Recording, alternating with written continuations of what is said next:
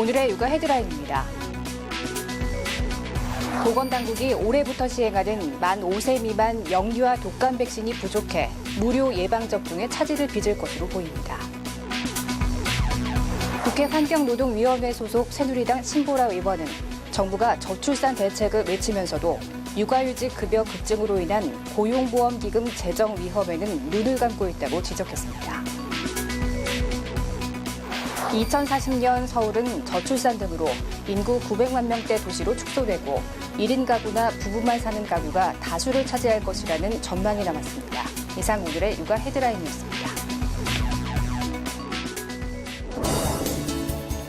입덧의 원인은 아직 정확하게 밝혀지지 않았습니다만 최근 미국에서 발표된 연구 결과가 흥미롭습니다. 임신 중 입덧을 겪은 여성의 유산율이 입덧이 없던 여성에 비해 현저히 낮다는 건데요.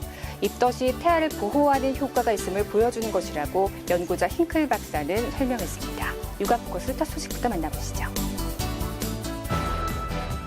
보건당국이 올해부터 시행하는 만 5세 미만 영유아 독감 백신이 부족해 무료 예방접종에 차질을 빚을 것으로 보입니다. 더불어민주당 남인순 의원이 질병관리본부에서 제출받은 자료를 보면 소아 213만 4천 명에게 무료 접종을 할 경우 백신은 253만 6천 도즈가 필요하지만 올해 총 공급량은 201만 4천 도즈로 52만 2천 도즈가 부족했습니다. 질병관리본부는 이처럼 백신 공급량이 부족한 상황에서 독감 무료 접종에 들어가면 의료 현장에서 혼란이 발생할 우려가 있어 접종 대상자를 애초 계획보다 줄이는 방안을 검토하고 있습니다.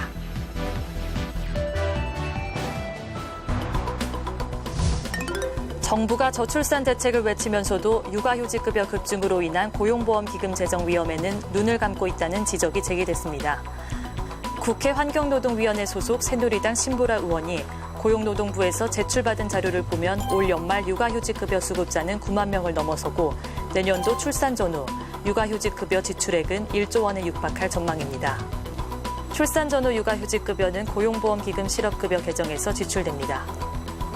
고용법에서는 연간 실업급여 지출액의 1.5배 이상을 기금으로 적립하도록 했지만 현재 적립액은 지출액의 0.7배에 불과합니다.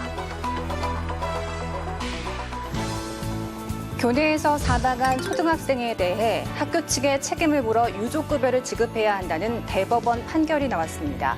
사망과 안전사고의 인과관계가 명백하지 않더라도 책임의 범위를 넓게 봐야 한다는 겁니다. 지난 2013년 서울의 한 초등학교에 다니던 김모 군은 태권도 수업에 가려고 체육관이 있는 5층까지 올라갔다 복도 앞에서 의식을 잃은 채로 발견됐습니다. 체육교사는 김 군을 응급실로 옮겼지만 결국 사망했습니다. 급성 심장사로 추정되지만 정확한 사망 원인은 알 수 없다는 것이 병원의 진단. 김 군의 부모는 아들이 태권도 수업에 늦지 않기 위해 급하게 계단을 오르다 사고가 났다며 학교 안전공제회를 상대로 유족급여와 장의비 등 1억 6천만 원을 요구하는 소송을 냈습니다. 1, 2심 재판부는 김 군의 사망이 교육활동과 관계 있다고 보기 어렵다며 원고 패소 판결했습니다. 학교에서 일어난 사고지만 김 군이 계단을 올라간 것이 급격한 활동이라고 보기 어렵고 사망과의 인과관계가 설명되지 않는다는 겁니다. 하지만 대법원의 판단은 달랐습니다. 재판부는 사망과 학교 내 안전사고의 인과관계가 반드시 명백하게 증명돼야 하는 것은 아니라며 재판을 다시 하라고 결정했습니다. 김 군은 수영 선수로 활동할 만큼 건강 상태가 좋았고 갑자기 사망을 일으킬 별다른 이유가 없다는 점도 원고 측에게 유리한 근거로 들었습니다. 2040년 서울은 저출산 등으로 인구 900만 명대 도시로 축소되고 1인 가구나 부부만 사는 가구가 다수를 차지할 것이라는 전망이 나왔습니다. 변미리 서울연구원 글로벌 미래연구센터장이 통계청과 서울시 자료를 분석한 결과 현재 1,000만 명가량인 서울 인구는 2040년 916만 명으로 줄어 1980년대 초반 수준이 될 전망입니다. 자연적인 인구 감소와 함께 주거비 부담 등으로 서울에서 밀려나는 인구가 늘어나기 때문입니다. 또 경제를 담당하는 15세에서 64세 생산 가능 인구는 750만 명에서 545만 명으로 줄고 전체 410만 가구 중 1인 가구가 30%, 부부 가구가 32%로 1, 2인 가구가 60% 이상이 될 것으로 예상됐습니다. 최근 서울대 화장실에서 여성 연구원이 비상벨 덕에 위기를 모면한 일이 있었습니다. 화장실에서 여성을 상대로 한 범죄가 잇따르자 여러 조치가 취해지고 있지만 아직 최소한의 안전장치도 없는 공중 화장실도 있어 대책 마련이 필요하다는 지적입니다. 최근 서울대의 한 화장실에서 20대 여성 연구원이 성폭행 위기를 가까스로 모면한 일이 있었습니다. 재빨리 화장실 칸막이 안에 있던 비상벨을 누른 덕분입니다. 이처럼 화장실에서 여성 대상 범죄가 끊이지 않자 위험에 대비한 각종 아이디어가 개발되고 조치도 취해지고 있습니다. 한 서울대 교수는 소리에 반응하는 비상벨을 개발했습니다. 기존에도 무슨 벨 같은 거 있지만 발보다 소리가 더 빠르다는 것에 착안을 해서 공중 화장실의 안전을 위해서 이미 도입한 지자체가 여러 군데 있습니다. 지하철 화장실 같은 곳에도 비상벨이 곳곳에 설치되어 있습니다. 지하철 칸막이마다 설치된 비상벨을 누르면 영무원이 곧바로 달려옵니다. 그러나 무방비 상태인 공중 화장실도 적지 않습니다.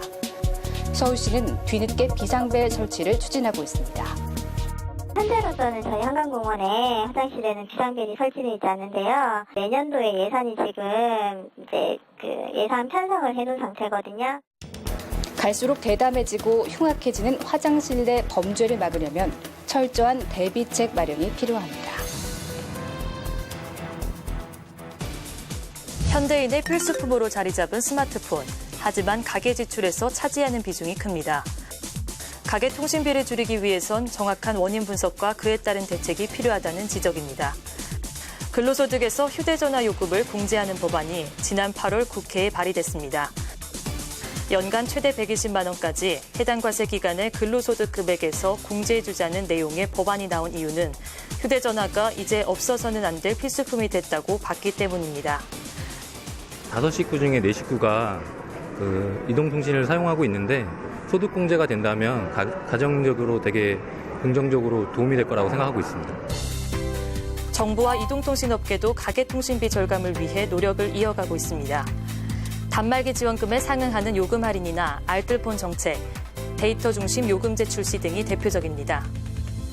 하지만 가계통신비 증가 이유로 고가의 스마트폰 구입비를 고려하지 않고 비싼 통신요금 탓을 한다는 지적을 받기도 합니다. 현재 통신요금이 꾸준히 내려가고 있는데도 고가의 프리미엄 스마트폰이 출시될 때마다 통신 장비 항목이 이제 오르면서 전체적인 가계 통신비가 상승하는 이런 문제가 있습니다. 4인 가구 기준 월 14만 원대인 가계통신비를 더 끌어내리기 위해서는 정확한 원인 분석과 이에 따른 근본적인 대책 마련이 필요합니다. 형광등보다 밝고 오래 쓴다고 해서 LED 조명으로 바꾸시는 분들 많으신데 실제 조사해보니 예상과 달랐습니다. 조사 제품 전체가 권장 기준보다 어두웠고 일부 제품은 전자파 적합성 평가 인증도 받지 않은 채 판매되고 있었습니다. 전원 스위치를 누르지도 않았는데 갑자기 LED 스탠드 조명이 꺼집니다. 외부 전자파의 제품이 오작동을 일으킨 겁니다. 이 제품은 전자파 적합성 평가 인증을 받지 않은 것으로 확인됐습니다. 각각 오른쪽에 놓인 LED 스탠드는 새 것이고 왼쪽은 2000시간 정도 사용한 동일 제품입니다. KS 기준에 따르면 2000시간 이후에도 초기 성능의 90% 밝기를 유지해야 하지만 육안으로 보기에도 밝기 차이가 뚜렷합니다. 한국소비자원이 시중에 판매 중인 12개 업체, 12종의 LED 스탠드를 대상으로 품질과 안전성을 평가했더니 일부 제품이 전자파 적합성 기준에 미달했고 일부 제품의 경우 수명 성능이 기준에 못 미치는 것으로 조사됐습니다. 또 광원으로부터 나오는 빛이 40cm 아래 표면을 비출 때의 조도를 측정한 결과 시험 대상 전 제품이 기준에 미달했습니다. 이번 시험 결과 주요 성능인 광성능에서 제품별로 좀 차이가 있었고 수명 성능에서 일부 제품이 밝기가 20% 이상 저하되는 등 KS 기준에 미치지 못해 품질 개선이 좀 필요한 것으로 나타났습니다. 소비자원은 기준에 미달한 제품에 대해서는 관계기관에 통보할 예정이며 해당 업체는 판매를 중단하겠다고 밝혔습니다. 퇴직 후 소득이 없는 사람보다 재취업해 돈을 버는 사람이 건강보험료를 덜 내는 등 여러 부작용에도 건보료 부과체계는 27년 동안 그대로여서 불만이 극에 달하고 있습니다. 지난 2014년 11월 김종대 당시 건강보험관리공단 이사장은 퇴임을 앞두고 블로그에 글을 남겼습니다. 자신은 은퇴하면 건강보험료가 0원인데 생활고에 시달리다 스스로 목숨을 끊은 송파세 모녀는 건보료가 5만 원이라는 내용입니다. 최근에는 성상철 현 이사장까지 나서 건보료 부과체계를 개선해야 한다고 목소리를 높였습니다. 행정 시스템이 부족하던 1989년 재산 상황을 알 수 없는 지역 가입자는 세대원 수와 나이, 자동차 가격 등으로 재산을 추정한 뒤 보험료를 부과하던 구식체계가 27년 동안 바뀐 게 없다는 겁니다. 이 때문에 3억짜리 집과 중형차를 가진 사람이 퇴직한 뒤 소득 없이 지내는 것보다 재취업을 해서 소득이 생기면 오히려 건보료를 더 적게 내는 상황이 벌어집니다. 거기다 요건만 맞으면 직장 가입자의 피부양자로 얹혀 보험료를 한 푼도 내지 않을 수 있어 집을 3채 이상 보유하고도 건보료가 면제되는 사람이 무려 69만 명입니다. 건강보험료 민원이 지난해에만 6,725만 건 넘게 접수되는 등 국민들의 불만도 폭주하고 있습니다. 보건복지부는 지난 2013년 부가체계 개선 기획단까지 꾸려 건보료 체계를 손보겠다고 밝혔지만 현재까지 별다른 진척이 없습니다. 이 때문에 무임승차하는 피부양자 요건을 강화하거나 직장 가입자여도 근로소득 외 종합소득이 많다면 보험료를 더 내도록 하는 등 당장 해결할 수 있는 문제부터 손봐야 한다는 지적도 나오고 있습니다. 미성년자인데 벌써 사장직함을 단 사람이 200명이 넘는데요. 부모가 세금을 회피하기 위한 수단으로 자녀를 공동대표로 세운 것으로 추정됩니다. 인천에서 부동산 임대사업 서비스업을 하는 사장의 나이는 믿기 어렵지만 1살입니다. 월소득은 340만 원이었습니다. 이처럼 미성년자 사장이 200명이 넘는 것으로 나타났습니다. 국회 기획재정위원회 소속 더불어민주당 박광원 의원이 국민건강보험공단에서 받은 자료에 따르면 올해 7월 기준 사업장 대표로 등록된 18세 미만 직장 가입자는 206명이었습니다. 이들의 소득을 분석해봤더니 평균 월 319만 원, 연봉은 3,833만 원에 달했습니다. 소득이 가장 높은 대표자는 10살로 3억 6천여만 원의 연봉을 받았고 이를 포함한 억대 연봉자는 4명이었습니다. 국세청은 부동산을 지닌 부모들이 세금 회피 목적으로 자녀들을 임대사업장의 공동대표로 가입시킨 것으로 보고 있습니다. 사업장 종류별로 보면 부동산 임대사업 서비스가 191명으로 대다수를 차지하고 있기 때문입니다. 소득을 여러 명에게 분산할수록 누진세율을 피할 수 있어 세금을 적게 내도 된다는 점을 노린 것으로 보입니다. 명백하게 법의 허점을 이용해서 소득을 분산하는 것이고 어떻게 보면은 편법적인 증여라고 볼 수도 있죠. 세법이라든지 다른 법률의 개정, 보완을 통해서 억제시키는 것이 바람직하지 않나 싶습니다. 대표적인 불로소득 업종을 영위하면서 세금까지 회피하려는 꼼수에 대한 비판의 목소리가 높습니다. 요즘 같은 경기 침체기에는 아파서 병원 가는 일도 적잖은 부담입니다. 이런 때 건강보험공단이 지원하는 제도를 활용하면 도움이 됩니다. 누구나 쉽게 이용할 수 있는 국민건강보험. 차질이 생길 때는 실직이나 퇴직과 같은 일이 발생할 때입니다. 실직을 하면 건강보험료의 산정 기준이 달라져 건보료가 인상될 수 있습니다. 소득이 없는 데다 건보료까지 올라 체납으로 이어지면 병원 이용에 제한을 받게 됩니다. 이럴 때는 임의계속 가입 제도를 활용하면 도움이 됩니다. 실직 후 2년 동안 직장 가입자 자격을 유지하며 직장 다닐 때 내던 보험료만큼 낼 수 있습니다.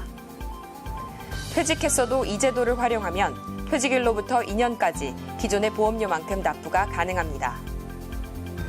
특정 나이대별로 국가로부터 지원받을 수 있는 제도를 파악해두는 것도 의료비를 줄이는 방법입니다.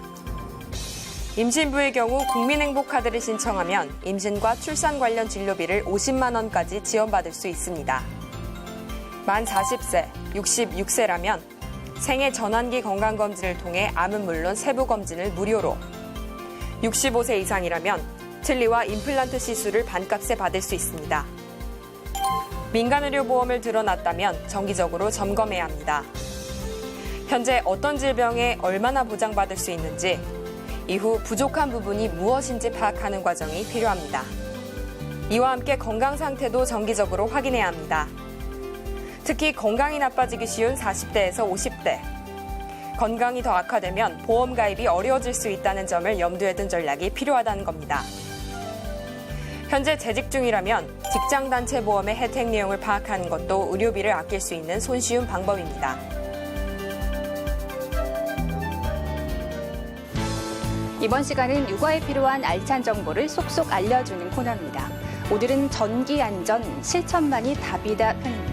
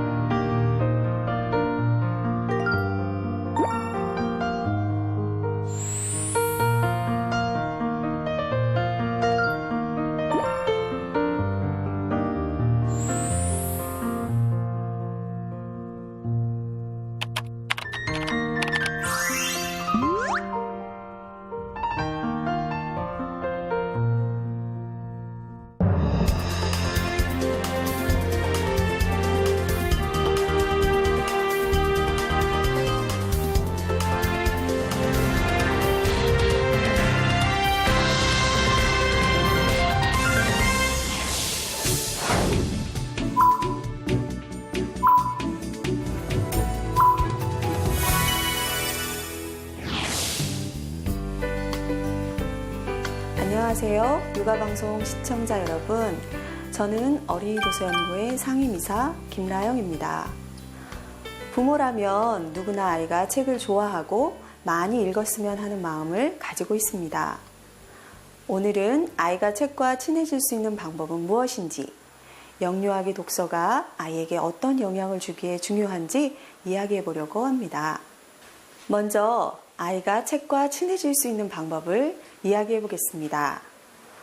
첫 번째로 아이가 성장하는 내내 꾸준히 책을 읽어주기를 권합니다. 책 읽어주기는 아이가 책과 친해지는 것을 돕는 가장 좋은 방법입니다. 아이들은 이야기를 듣는 것을 아주 좋아합니다. 글자를 읽는 것과 책을 읽는 것은 다릅니다.